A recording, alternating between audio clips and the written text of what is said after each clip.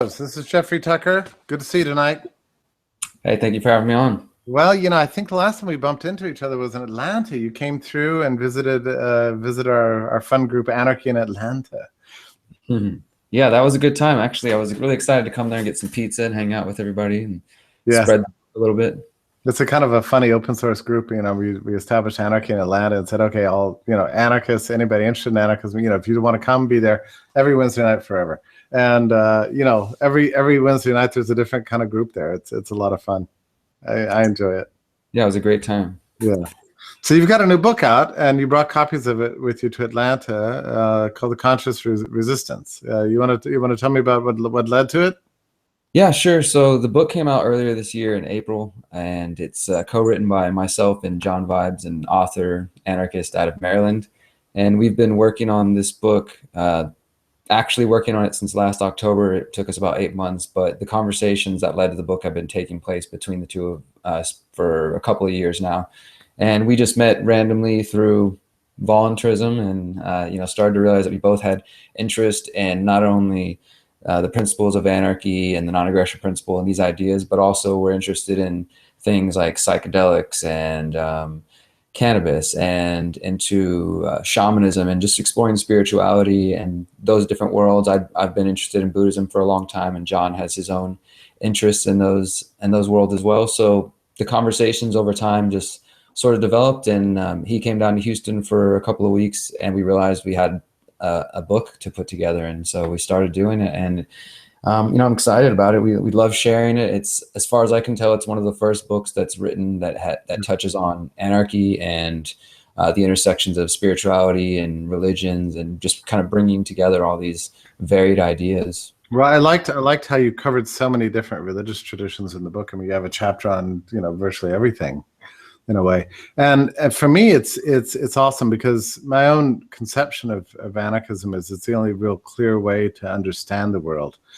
That really beautiful things in this world come about not through imposition or central planning or design, through rational intellectuals or powerful people pushing from the top down, but rather emerge from below. And that obviously implies a great deal of diversity of human motivation, which includes, of course, faith traditions.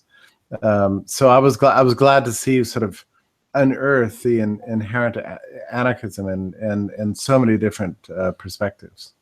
Yeah, absolutely. And one of the things that John and I were both really anxious and excited about at the same time when we were putting the book out is really, anarchism itself, both of the anarcho-capitalist variety and more traditional anti-capitalist anarchist trends, have typically been atheists, no gods, no masters, this type of idea. So there are plenty of atheists within, American libertarian movements. And I first started speaking about these concepts in April 2013 at the Anarchy in the NYC event, and was really well received, talking about the similarities that we see in what is collectively sort of known as shamanism, the pre-organized religion traditions and spiritual beliefs that were spread throughout the world, and the way that those belief systems worked and operated essentially as anarchy in the spiritual world. And we started drawing those connections then, and it was sort of intimidating, like how is this atheist crowd going to respond to exploring this world? And actually we found tons of people who are interested in seeing these ideas, or who have come to me and said, I've had these same ideas, but when I explore spirituality, and in the book we also define what we mean when we say that term, because terms are important, of course. But when people start to explore these deeper worlds in themselves, whether through religion or their own personal practice, you come across what is typically deemed New Age, and a lot of those schools of thought tend towards more communist, left-leaning, authoritarian, without realizing it. In the sense of this, like, we are all one, which we absolutely would support that statement, but not in this collective manner. Or so you come across that, but then on the other anarchist side, there's a lot of atheists. So we were trying to speak to those who are concerned about freedom, concerned about liberty, and lean towards anarchism, and are interested in those ideas, but also have a healthy interest in exploring, their internal world, whether that be through meditation or psychedelics or just, deep introspection. These ideas, we feel, are also a part of the anarchist journey. Well, it's a lot for anarchists to ask, people to stop believing in the state, and then getting an echo. Actually, I wonder why. But to ask people to stop believing in the state, and then also disregard anything like a spiritual, tradition, also. So you have to actively, become a sort of a rationalist atheist and have a conviction that there's no life outside of the stream of time that as we experience it, right now. And that seems a little bit of an implausible claim. It also makes anarchism a more difficult sell, I think. I mean, I have full respect for people who have come to those atheistic conclusions, and yet, I mean, I think we're fooling ourselves to believe that that's going to be the norm of human experience in most times in most places. Yeah, absolutely. And within our book, we're not necessarily arguing for the belief one way or the other. This book, I think atheists could absolutely enjoy this book and read through it and find things of value. In fact, friends of mine who are atheists, appreciate the book and had great things to say about it. So I recommend it to anyone who wants to explore these worlds, because, we look at where did religion come from, and when religion and religious institutions in the state started to work together to control and enslave people. Before the organized religions came along, people were able to practice their own belief systems and interpret nature, reality, the universe, God, how they chose to, and then eventually a priestly class came along and said, only through our books, through our teachings, through our institutions can you, reach this enlightenment or this heaven, this higher place. And, we see that same thing in the physical world through the political institutions. The state wants to suppress us in a physical, more direct manner. And I would say the religious institutions want to suppress people on that deeper level in their pursuit of understanding, the deeper questions about reality. And one of our, I guess, the terms that we came up with is for the book is explorative agnosticism. The agnostic, of course, is to essentially say that we don't know, whether there is a God or, whether what the universe is, just not sure about the big questions, and we're saying that that's the position that we take, but also one, explorative, being open to the ideas of what lies beyond the world of the five senses, the simply physical world, because, and we kind of explore this in the book, there are a lot of things about our, the nature of our universe that the current scientific paradigm can't exactly explain yet. It doesn't mean they're not worth acknowledging. And, you're talking about logic and rational thought bringing people towards anarchy. I understand there's some trepidation and some fear to get into those ideas that we can't necessarily quantify, and these different ideas, these experiences that people may have through spiritual experience, through meditation, through a psychedelic experience, or, ideas like telepathy and just different things that our world hasn't quite either acknowledged that they're there, or we just can't quite comprehend yet. And so what we're saying is, rather than have this strict and egotistical view that we've got it all figured out, that mankind understands it, we should remain more open in our pursuit of understanding freedom, because freedom does go beyond just the physical world, and it's a state of being. It's how you deal with your internal world and the world around you. So it absolutely is a spiritual affair. Well, as the years have gone on, I've grown increasingly skeptical of this kind of rationalistic point of view, that it might in fact be. Well, I think Hayek actually argues this, that it's part and parcel of the statist worldview. Like, as you say, if you've got it all figured out, you've got the answers to everything. You know how things should work and how they do work and how they could work better. Then why not impose it from the top down? But if you have a kind of skepticism that doubts, the capability of the human mind to have sort of comprehensive, certain knowledge of all things, then you're more inclined to open up and allow experimentation and room for a spontaneous realm to discover new and better ways of doing things. So, I mean, there's a sense in which I think, what you're promoting is actually extremely consistent with a libertarian outlook. Yeah, I would say so. I absolutely do think that this is just another extension, and it's what we say in the book. Along with our sort of trying to open up libertarians and anarchists to the spiritual world, we're also very solutions based, and for us, that goes towards agorism and Samuel Konkin's work, and trying to acknowledge that this is the quickest and most effective strategy towards creating something better than what we currently have, a more free world, a stateless world. And we essentially say that in order for the ideas of anarchism and libertarianism and agorism to be put into practice and to really become effective to get past the state, Konkin said, there's not one path to liberty, but there's a space, a graph that we can kind of outline. And we believe that this is just another path within that area. And he also said that a lot more than statism would have to be erased in order for us to achieve true freedom. And so this is what we believe, that the struggle for freedom is not just in the physical level to defeat the state and to spread the ideas of libertarianism. That is obviously a huge part of it. But if we don't work on our own individual doubts and securities, fears, and hangups, and do that kind of personal, again, individual healing, localized as local as you can get within yourself, then we believe within a couple generations, even if we spread the agorist message and get past the state, that more than likely we're going to be dealing with a bunch of egotistical anarchists running around who think they've got everything figured out and haven't done any of that. Sounds like Facebook.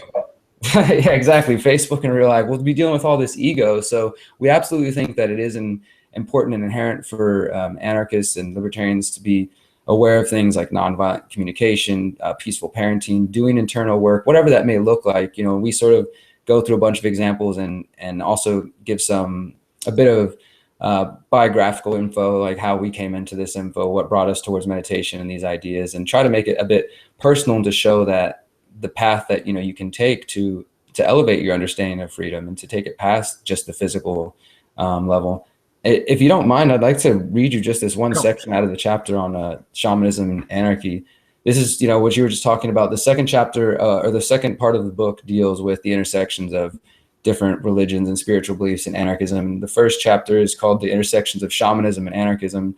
And shamanism, as I said, is basically some would say, honestly, that it's a racist term created by anthropologists to just label all these various diverse belief systems, because they are very diverse, but some people will label the beliefs of indigenous Americans shamanism, just like they will Aborigines in Australia, even if they're completely different belief systems. So we really don't have a great word for it, but generally it's belief systems that predate organized religion, and they all look different.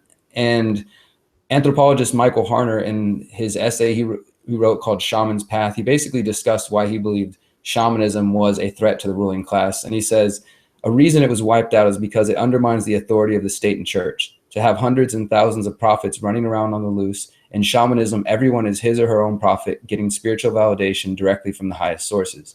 Such people rock the boat. They are subversive. After all, if everyone is an authority, there is little possibility of creating a monopolistic business based on privileged access or right to interpret the words of a few official prophets or holy books. So to us, shamanism is anarchy of the spiritual world. It's that freedom, that that pureness that allows you to open yourself up to whatever you want to interpret in the world. And of course, we keep this in line with the non-aggression principle, because obviously we can see great examples of what religion and spiritual belief has done to the world as well, the damage that has been done by people pursuing their own religious beliefs. So we would say that these are ideas that are about elevating the individual. It's an individual experience. But if your personal beliefs were, that it was your duty to dominate other people, obviously that wouldn't be under what we're promoting here within these ideas. I like that chapter very much. It was my first exposure, really, to what you call shamanism was reading that chapter, and I found it extremely intriguing and challenging and fascinating.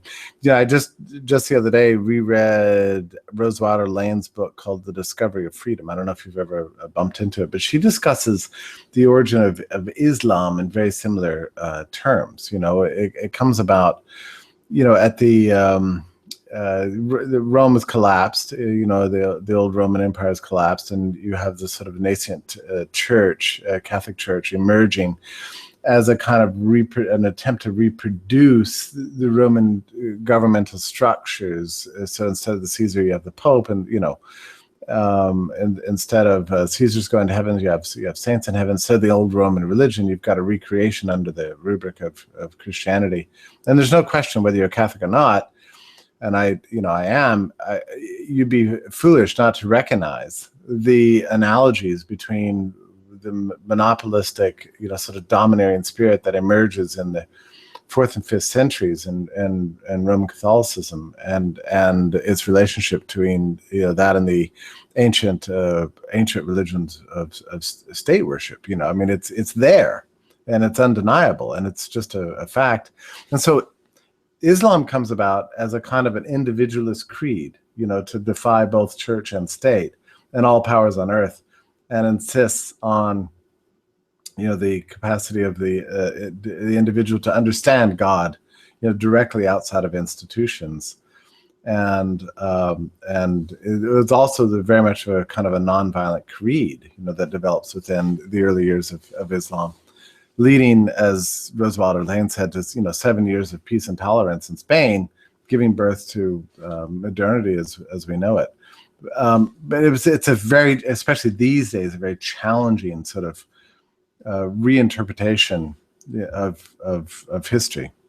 Yeah, absolutely. We have the chapter that covers Islam and anarchism, and we actually were able to borrow an essay from Davi Barker, who wrote the great book Voluntary Islam, and that one looks at 9th century anarchists, Islam anarchists, and the case is there. And we also look at Christianity, we look at Buddhism, we look at the Tao, and you can go back through, and for most of these belief systems, you see that the original teachings, for whatever those are, as far back as we can really go, that the message is definitely anti-authoritarian. Yep. It's absolutely individualistic. It's empowering, and this is not the message that people are taught in most religions now, or that the followers themselves profess. So we wanted to show that in fact, anarchism does have a long history in belief systems. It wasn't necessarily called anarchism, of course, and maybe not even recognized as such, but the ideas were there, the seeds were planted, definitely going back to Lao Tzu and his ideas. I mean, yeah. He was really pushing them early on, and you can see it again and again throughout history. And, we end the book basically looking at an area known as Zomia, which some of the viewers may be aware of. There's a great book called The Art of Not Being Governed that looks at the area that was known as Zomia, basically, over near Vietnam, and for a period of time was completely stateless. And they discuss how the people in this area, they developed not only agriculture and spiritual practices, but political views and ways of life that were essentially completely anti-state. Just they over time they moved away from, they continued to move away from the state to escape taxes, and they were up in the mountains instead of down near where the state was, and stayed in these regions where the state couldn't get, and over time developed their own culture and their own practices. And we see that as a great example of showing people that no, this can happen. In fact, it is usually and always really the state that's encroaching on people who are out there practicing their spiritual beliefs and their beliefs about freedom and how to organize and how to trade and how to do business together and how to come together as free people. It is the state that always encroaches on that. Without the state there, we would have the option. It's a fascinating thing to think that most of these religions are sort of born in an individualist, voluntarist creed, against a prevailing establishment, and then eventually get co-opted. We see this repeated again and again, right? I mean, it's a fascinating thing. And it makes sense in a way. It's in the same sense that all big businesses start as small businesses and then eventually get co-opted, into the status apparatus. That's probably true with religions also. It never actually occurred to me until just now, but yeah, it's a very interesting analogy. No, absolutely. And I think it's just because it's a testament to the power of the individual and to the fear of the state to have, like the quote there said, to have individuals running around freely interpreting the world and finding new levels of freedom. Obviously, that's going to tend itself towards questioning the status quo, to question those in power. That's fascinating. Tell me, are you responsible for, I had heard this about the work of Samuel Konkin for years. Am I right that it's you who sort of reintroduced him to me? And was it in Texas or somewhere? Was that the Bitcoin conference? Yeah. We definitely did talk. Yeah, actually, I do remember that. We did a short interview, and you came up to the Alliance of Austin Agorist table, and you bought some candles from Joel, my friend Joel there, and we started talking about Konkin. Yeah, actually, I've been doing what I can the past couple of years to reintroduce the world to Konkin, and it seems like more people are paying attention. The book touches on adding that layer to it. That along with all this spiritual awareness, this deeper awareness of self. Like I said, we think that the counter economy, the practicing agorist, is the quickest and most effective strategy to move past the state without using the ballot box and without violence. We can just build the next stage. But it was a fascinating interview because I'd heard about Konkin for years, but I had never actually read him until I went to your table and read the book. I was immediately called totally engaged in it. You know, I mean, I found it fascinating. And now I'm in retrospect embarrassed that I had sort of neglected Konkin. I mean, he wasn't really an academic, right? He was just sort of a brilliant libertarian activist and writer, but he left quite a profound legacy. No, absolutely, and that's why I think that I really enjoy it, is that there's only, you know, he has the New Libertarian Manifesto, the Agorist Primer, and there's a couple other little scraps of his writing that people have kept alive and put into zines and such. But he wrote very little because the idea is one. I mean, the Agorist sort of motto is Agora, Anarchy, Action. You know, so it's like there's a little bit to say. Much of it has already been said, but it's really a strategy and a philosophy of action. And he is somebody, though, that I think has been unfortunately forgotten. You know, we both spoke at the past Liberty Fest, and that's what my talk was kind of throwing back to, both Konkin and Karl Hess, two people who I think have beautiful, amazing ideas that are just being forgotten and are still very, very applicable today. So yeah, I'm doing my part to help people check out the agorist strategies and see what they think about it. Because if you look around the world, the counter economy is growing, the peer-to-peer economy is growing, and I think Konkin would have, you know, been amazed to see everything that's happening now and the direction we're heading. Well, and Derrick, one of the things I really like about your book, and I this is, I think, the thing that drew me to it most was, you know, as you look forward to a future of liberty, it's, I think, a little bit silly to imagine that it's going to be born out of one single, you know, rationalistic creed, you know, that emerges from a single thinker or a single spiritual motivation, or, you know, just one perspective on the world. Whereas your understanding of a kind of a flourishing of a sort of a global anarchism, you know, draws on the profound diversity of the human mind as it lives in a variety of traditions and cultures, and posits the idea that all of these can sort of lead to the same spot, which is, you know, a tolerance for a spontaneous evolution of the social order, and which excludes, you know, the idea of a state, of an inherently violent institution ruling us.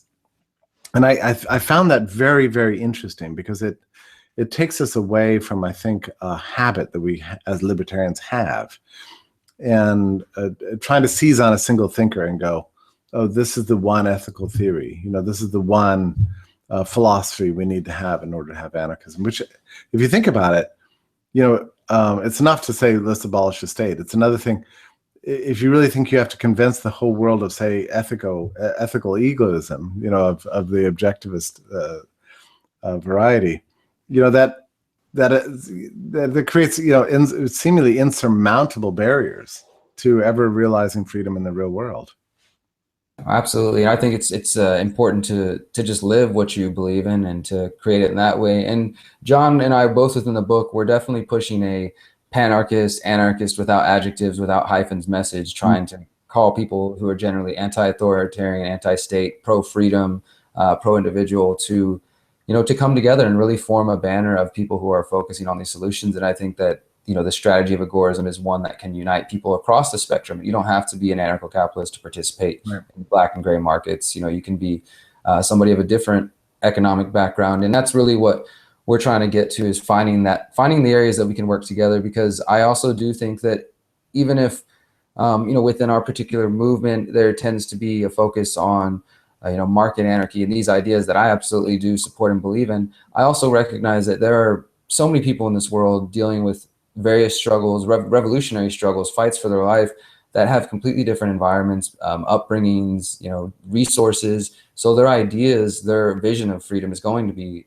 different. You know, naturally it's going to be different. And as long as it's not going to infringe on my freedom, I don't necessarily need to convince them all, as you said, to, you know, take the same ethics that I have exactly, or to read the philosophers that I have, or to read the books that I have. As long as we can come to that common understanding of freedom and learn to respect each other in the pursuit of that freedom, then I think we're going to be headed in a much better direction. Who was it that coined the phrase anarchism without adjectives? Was that Karl Hess? Yeah, Carl Hess was that. And actually, I think his may have been. There's two phrases, anarchism without hyphens and one without adjectives. One is his, and one is an older, I believe, Spanish anarchist who first coined the term. But generally, the same idea. And also, Voltaire de Cleyre was really into promoting the idea of basically saying, put off the fights about which economic system is going to be correct, and let's focus on our common enemy and build towards there. And saying that as long as no one's idea of freedom is going to, control another person, then there's nothing un-anarchist about them. But as soon as they try to force that view, that economic school on someone else, then it's no longer anarchy. Yeah, I have to say I've more or less have come to this conclusion myself. I mean, in one hand, intellectually, I consider myself an anarcho-capitalist, but it can be I mean, the good part about that is it has a certain beautiful economics lesson that capital is important. Without capital, you can't have prosperity and blah, blah, blah. But on the other hand, it can be very misleading to imply that somehow you have a preset plan for how the world should work in absence of the violent institutionalized apparatus of coercion and compulsion. It can look like you have your own plan for the world, and I think that's very regrettable. So I think in practice, I've more or less stopped using the term anarcho-capitalist and just been happy to talk about the stateless society or an unplanned social order or a liberal social order, or just my favorite, which is just plain old-fashioned anarchism. Absolutely. I think that's a great approach. And really, I have myself in the past few months, after spending months and months of research for this book, and this is actually going to be the first in a trilogy of books that kind of expand upon these ideas. But I've been doing so much research and getting into, various schools of thought and anarchism and just really nerding out on it and loving it. But at the same time, I started to feel myself get so sucked into that dogma, starting to identify with a team, with a certain school, like, oh wait, no, I need to make sure everybody understands that this is the one that's going to accomplish and I had to step back and realize, like I said a moment ago, that everybody's going to have different perceptions of what freedom looks like. And as long as we can, agree on that basic understanding of allowing, each other to pursue that without harm, then I'm fine with whatever you choose in that free world. Well, your book is awesome in a way too, because I don't think there's any reader who isn't going to be challenged by some chapter. I mean, the reason I read it so quickly and found it so invigorating was that I got exposed to a whole series of ideas I'd never encountered before, religious traditions, also critiques of my own perspective on spirituality and religion that I didn't expect, that I found challenging and engaging and fascinating and interesting. And I think it does have the effect, just going through your book, of sort of opening your mind up a lot to consider a lot of different perspectives that you might not have ever considered before. Well, that was definitely the goal. I do want to just remind everybody who's watching that the book you can download it for free, the PDF, and we have physical copies that you can order. That's all at theconsciousresistance.com/book, and you can find out more, the chapter list and everything, and just kind of look at it. And like I said, it's free to download, and if you enjoy it, feel free to order yourself a copy. But our goal was to, it's just over 100 pages, and we wanted to cover a lot of ground. But as we say in the book, this is not meant to be the final word on any of these topics. It's the beginning of a conversation, we hope, sort of opening the doors to widening the anarchist philosophical conversation and seeing what new ideas we can come up with. Well, I was very glad for it too, because again, at the heart of the book is a sense of the diversity of the human experience, the broad compatibility of anarchism with a whole range of faith traditions and spiritual perspectives, and is not insisting on too much, which I think is very much welcome. My own belief is that, like, I wouldn't be an anarchist if I didn't think it was a fulfilling perspective for the whole of humanity. That's what I've always looked for, is something that works for everybody under all conditions and all times and all places. And I think your book goes a long way towards showing that, a kind of a pure statelessness, a spontaneous ordering of society, based on mutual understanding and cooperation and exchange, is in fact the paradigm that accomplishes that great human aspiration of universal brotherhood and flourishing of the human creative human spirit. So Absolutely. I mean, I couldn't really be happier to hear the kind words that you're putting towards the book. You gave us this amazing, both John and I, like you said, you read the book really quick. And that morning, whenever I woke up and I saw the email and I messaged John, I said, oh, wow, he said some really nice things. And yeah, we're both just really stoked because we have respect for your work. And, thank you. as I told you before, we respect, your ideas and the work that you do to promote freedom. So to hear you, say you've learned some new things and also that it's so intriguing to you, that's what we were going for. So it worked. So the book is The Conscious Resistance, and your website is, I think I put it in the chat window, but it's theconsciousresistance.com. yeah. You can also just Google your name, Derrick Broze, Broze, and it comes right up. And you're selling it not through Amazon, which I found interesting, but through We're actually about to switch and we'll be on Amazon. Okay. We tried to go a little independent, and unfortunately, we're getting the runaround. So we'll be switching soon, which will actually allow us to ship over to the UK, which we've had some people asking. It's just been too expensive up to this point, but we'll get it out to the UK. And we're working on an audiobook version as well. So we're going to keep putting out new material. So I hope everybody will check it out. Derrick, stick with it. I mean, I think it's awesome that you're doing a number of things here. I mean, you're innovating a new sort of intellectual space, which I found awesome, but you're also helping us understand our own history by highlighting the work of Sam Konkin and Carl Hess and some of these forgotten, truly great thinkers. And I think that's awesome. I think it's awesome work to do. So I hope you keep it up, and I'm looking forward to the next volumes. Let me know if I can blurb them for you or review them or whatever. I've so much enjoyed hanging out with you tonight, and I hope I get to see you again soon. I'm sure I'll see you again. Thank you for the time. Appreciate it, Jeff. Okay. All the best to you. Take care, my friend. Thank you.